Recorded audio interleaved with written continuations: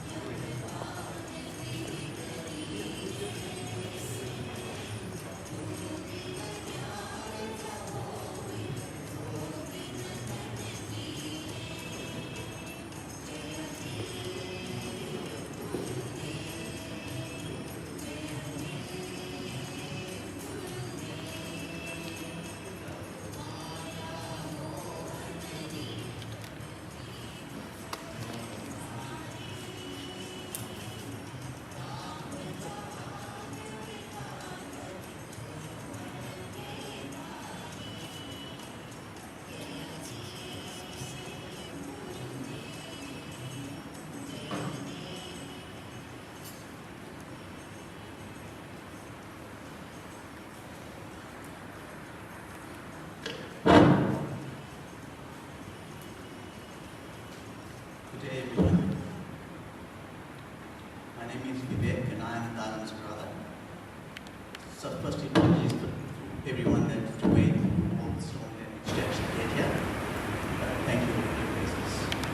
To all family and friends, and to everyone who knew and loved my brother Dayalan, and to those who are joining us on streaming platform, welcome. Thank you for sharing your time with us today. It means a great deal to the family. You have come together near and far to say our final goodbyes today. It was Dayalan's wish that his two sisters, that's my sister Benny from Australia and Vanita in New Zealand, that they don't make this trip for his day. That was his wish, which he conveyed to him. So I'm going to start the formalities with a tribute from my sister Benny on behalf of the family.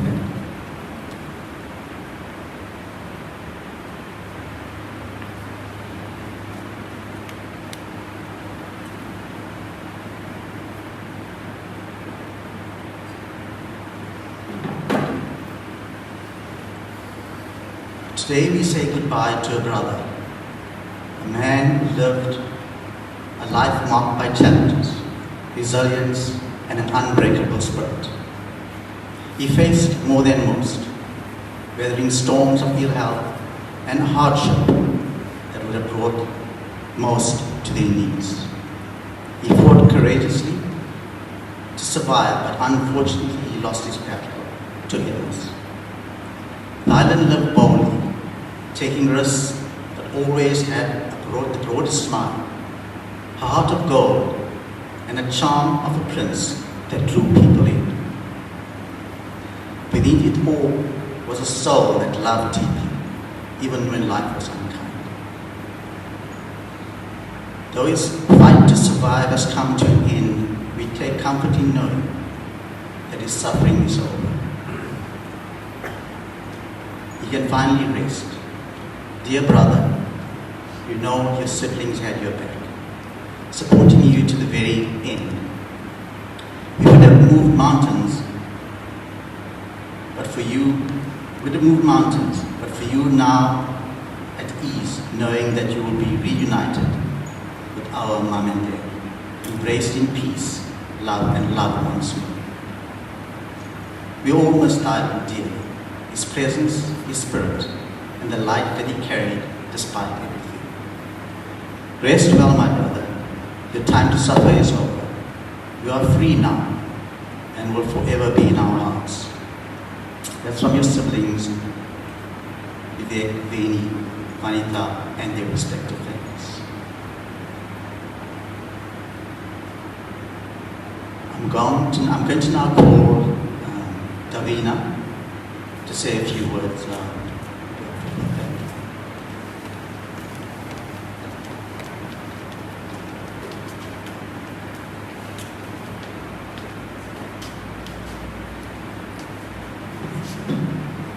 Hello everyone. For those of you who don't know me, my name is Davina, Dayalan's youngest daughter. It is both my honor and heartache to stand here today, to distill 65 years of my father's life into a single speech feels like an impossible task. My dad always said I talked too much, so naturally, my siblings have given me the microphone. I never told him, but he did too, and I'm sure if he was able to interrupt me even at his own funeral, he would. My dad was a man of extraordinary range. There was nothing he couldn't do. In his earlier years, he had an infectious lust for life. It is because of this that people always gravitated toward him. He was never short of friends, never short of laughter, and never short of something simmering on a stove or fire somewhere. My parents may have taken different roads in the end, but to me, they are forever woven into each other's story. You cannot fully know one without knowing the other. My mom has always shared wonderful stories of his outdoor cooking escapades, a love of which he still shares now. The way he would seek out the finest ingredients, gather people around him, and turn an ordinary Sunday afternoon into a culinary feast that people still talk about today. My dad had a heart too big for his body to hold. Much to his demise, he would give everything he had to anyone that needed it, without hesitation, without calculation, and without a thought of tomorrow. And then there was the thing that set him apart from almost everyone I have ever known. The best thing about him, his beautiful mind. My dad had one of the most brilliant, astonishing mathematical minds. A top 10 matriculant of his time, he went on to spend his life using his intellect in service of others, teaching and shaping thousands of students. Over the years, messages would find me on social media from people I have never met, telling me what he meant to them and telling me what I meant to him and how proud he was of me, even if he never told it to me directly. My dad looks very frail today, but please don't let that fool you. My dad was so strong and fit. He was a martial artist, a black belt in karate, and I have the fondest memories of him flexing his biceps at me every chance he got, grinning like he just proved something to me. That spirit lives on in his grandson Iyer, a proud, now brown belt, who carries that discipline forward as his own quiet tribute to his mighty granddad. Many of the memories I have recollected today are not entirely my own. They belong to my mom, to my siblings, created in the years they had with him that I didn't. I was effectively what they would call a ladlabaki, and if I carry one unbearable weight in my heart, it is the knowledge that I arrived just a little too late to know the best of him.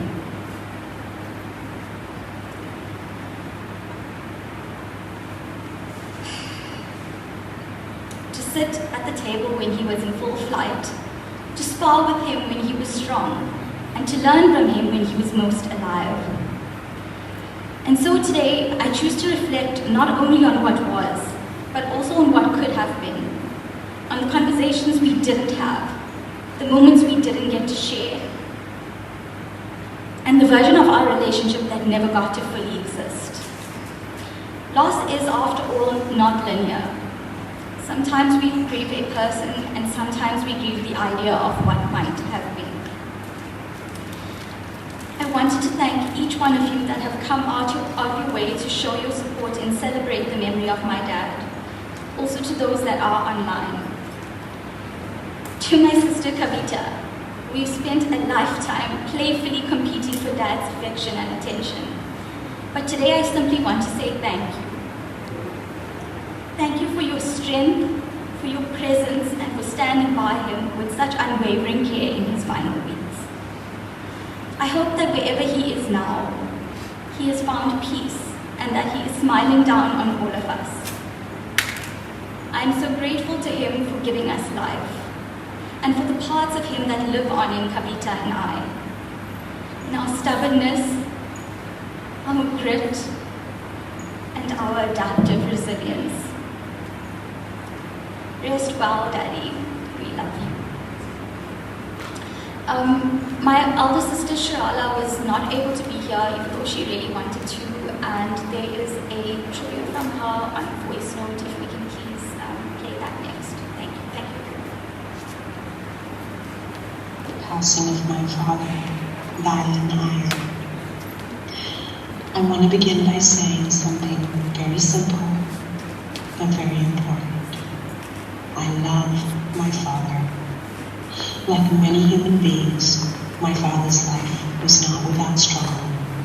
But today, I choose to remember the love he gave, the sacrifices he made, and the moments when he showed up for us. Because those moments shaped my life in ways that will stay with me forever. For those of you who may not know me, my name is Shilala, and I am Deeze's eldest daughter. My first impression of Dees as a young and very impressionable child was simply this: what a handsome and athletic young man he was. I still remember my first encounter with him at the University of Durban, Westville. He was dressed in soccer clothing, carrying a soccer ball. I remember thinking that he had such fast reflexes on the field, and, as I would later discover, an even faster and brilliant mind when it came to solving complex mathematical problems. Little did I know that this young man, a stranger with a warm smile and a friendly, easygoing demeanor, would one day become my dad. He was, after all, a young man, deeply in love with my beautiful mother. And because of that love, he took a gamble. And, as many of you know, Dees liked to roll the dice, even back then. But this was not a gamble about chance. It was a gamble about responsibility. As a young university student, barely in his 20s, he took on the enormous responsibility of helping to raise 2 small children and forging a new life for all of us. That is no small task for anyone, let alone someone so young.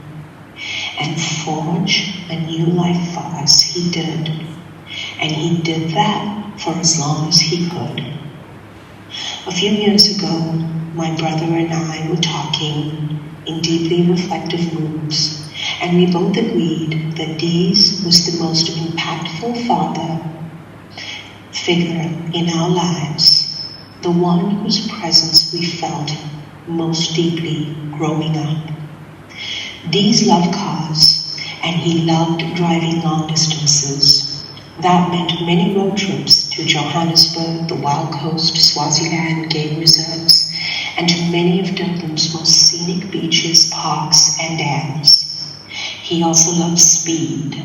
No matter how late my brother and I were running out of the house to catch the university bus, Dees would jump into the car and somehow outmaneuver everyone on the road, chasing the bus down and shouting for the driver to pull over so we could get on. It was chaotic and hilarious, but it was also very much Dees. One of my most treasured childhood memories is a trip we took to the Johannesburg Zoo. I remember riding the cable car with him so that we could see the white lines of Timbavati below. Earlier this year, during one of our last conversations, Dees reminded me that before that trip we had actually read a book together about the white lines of Timbavati. I have forgotten that detail, but he had not. On the drive home from the trip, in the early 1980s, I remember us stopping at a fast food restaurant and an exchange that followed. Dees challenged the manager because they were reluctant to take our order and then outright refused simply because we were Indian. My mother kept shushing him, worried that he might cause a scene and get us all arrested. But Dees was not a man who backed down in the face of injustice. That courage stayed with me. His impact on me academically cannot be overstated, especially during my final 2 years of high school. Dees had an extraordinary ability to make difficult subjects like mathematics and accounting understandable. His patience and the countless hours he spent choosing. Dees was like a human calculator. His love for numbers and the speed with which he could perform complex calculations was dazzling, often taking pictures of it muse, my mother.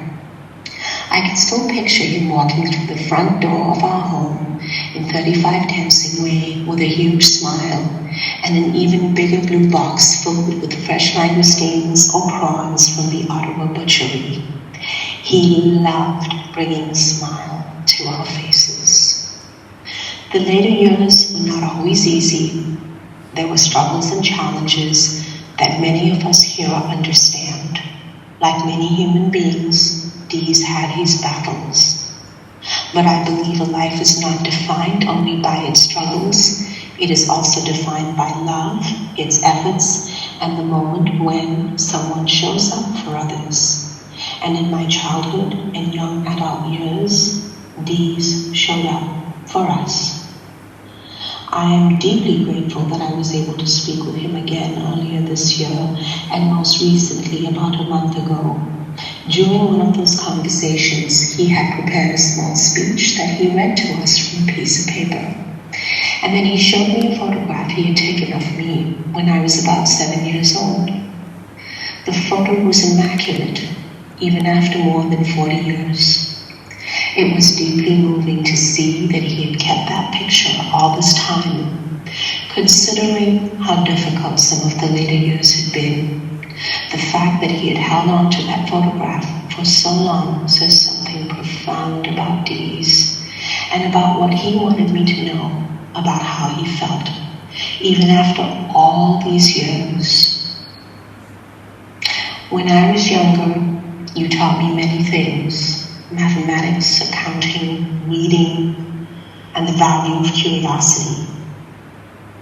But as I grew older, you taught me something even more profound. You taught me about the complexities of loving other human beings. You showed me that people carry struggles we cannot always see, and that understanding someone's humanity requires patience, compassion, and grace. Those lessons have stayed with me throughout my life and have shaped the way I see others and care for them. They have served me deeply in both my personal life and in my career. For that, I will always be grateful. I love you, my father.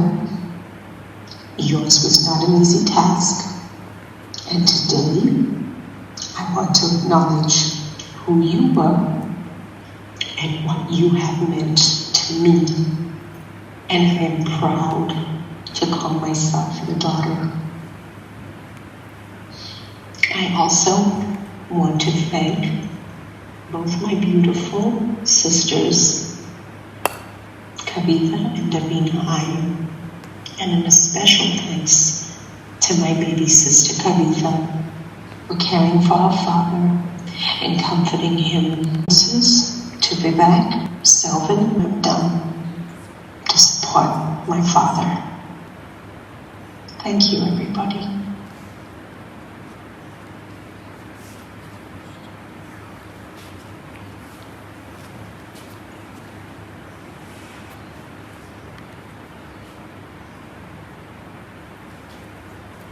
My mom passed away a few years ago.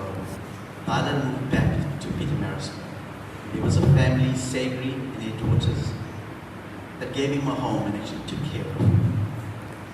Now Sagri has sent a message for paying tribute to Dayalan, and I'd like to call up more now for deliver the message. Thanks.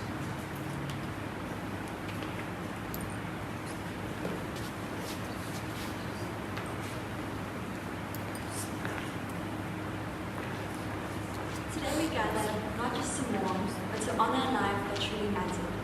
A life that touched others in quiet, powerful ways. A life that made this world a little kinder, a little brighter, simply by being here. Dayalan was a good man, not in a grand, showy way, but in ways that truly count. In his kindness, in his patience, and in the way he showed up for people, again and again, without expecting anything in return.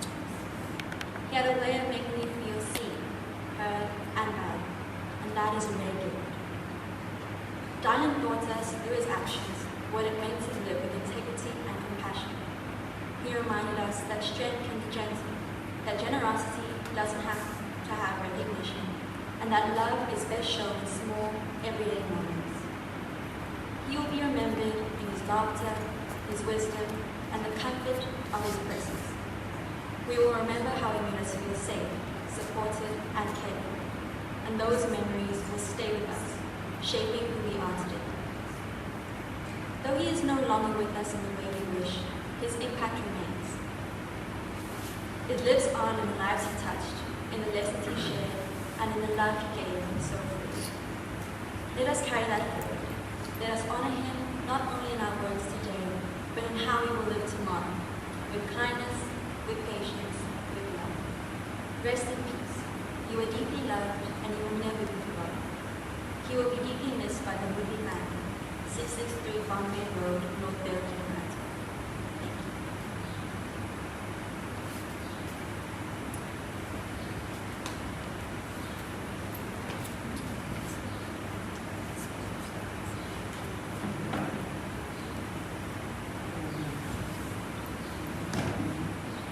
I would like to now say a few words and pay a final tribute to my beloved Dayalan. Dayalan's life was not an easy one. Right from the start, even as a boy, he had a fierce will to succeed. He achieved academic excellence at an early age, and in his career he pushed himself and proved what could be accomplished at a very young age. That drive carried him into the business world. He threw himself into it with everything he had. Then he discovered the fast lane. He lived life at full throttle, chasing experiences, courting challenges. He lived a life that was busy, brilliant, reckless, and brave. And through it all, he was my brother, our brother, and we loved him exactly as he was. But life has a way of catching up. After the roller coaster ride, he decided to return to his true passion, and that was teaching and tutoring. He spent most of the last 30 years teaching. And I think in the end, that was where he found his greatest peace. Shaping youth, shaping young minds, just he had once shaped his own future. So now I want to say a few thank yous. To his friend Stanley, who lives in Harrisburg. Thank you, Stanley, for being a special friend to Dayalan and always being there to support him. We truly appreciate it. And to his daughter Kavita, who was too emotional to speak today. When Dayalan was recently critically ill, Kavita and her family opened their home to him and tried to give him the love and the care he needed. Thanks, Kavita. We appreciate everything that you did towards him and for Dayalan. A special thank you as well to all my siblings. Dayalan went through difficult times at the end. My sisters Veni, Vanita, and Sal, and our families came to Dayalan's support, and we all pulled together. And I think that was amazing to see. And lastly, to my cousin Seth, thank you. We shared so many memories and great times together with Dayalan. You was more than a brother to me. He was always there for him and supported him at every time. I just want to say as well, thank you to all my family members and everybody else that assisted with the funeral arrangements. And I conclude by saying, Dayalan is finally at peace. No more struggles, no more chains, no more battles with his own body and mind. So today we grieve, but we also let him go. I'm going to call my final speaker, which is Salvan, who's just got a very short message and tribute to play. Salvan.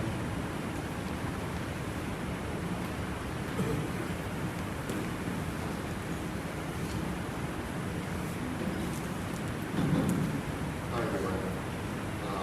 I'm Dayalan's youngest brother, who is baby brother, as he used to say. So Dayalan, we really like to play you this song, which really depicts our love for you and sends a message to all. Brother, even though the road was long and arduous, we, your siblings, were strong enough to carry you with care. Vivek, on behalf of your siblings, thank you so very much for shouldering huge responsibilities and for your immense strength to be shown. The song indicates that deep love makes difficult tasks much lighter, highlighting the importance of standing by others through struggle. It calls for compassion, wishing that everyone's heart is full of love for one another. It also encourages unity and support for the weak and suffering. Darling, the road feels much heavier now without you beside us. But today we gather not just to say goodbye, but to honor a life, a bond, and a love that will never leave us. Rest easy, my brother. Here's a song for you.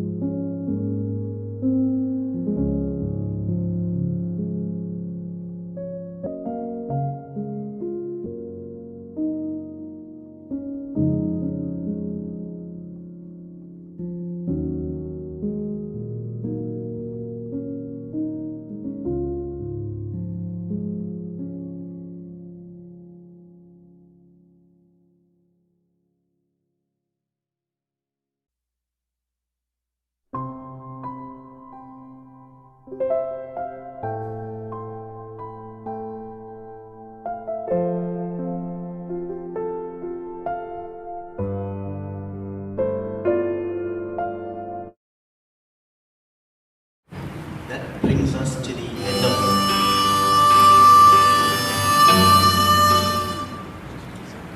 brings us to the end of the formalities.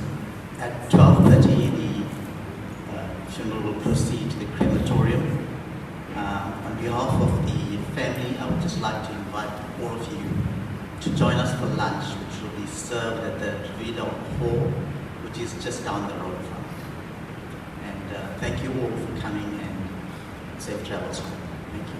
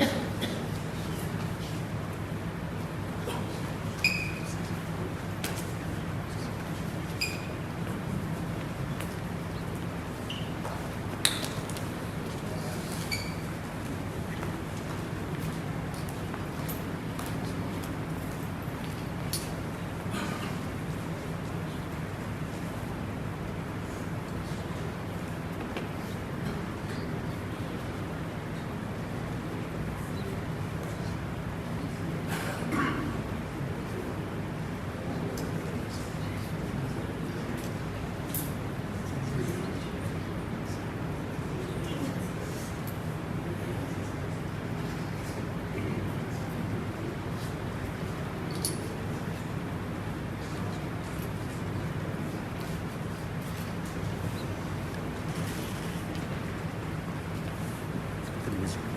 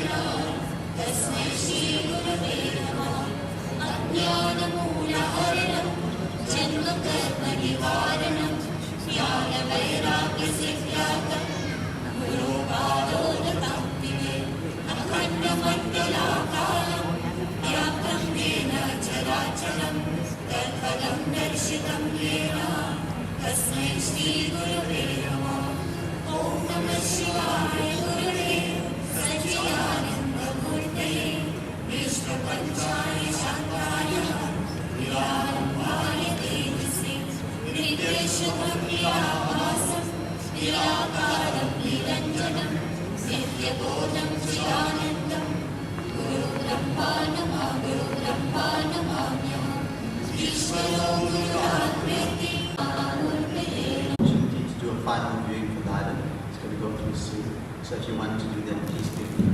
And just a reminder as well, after this ceremony is over, you're invited to join us for lunch.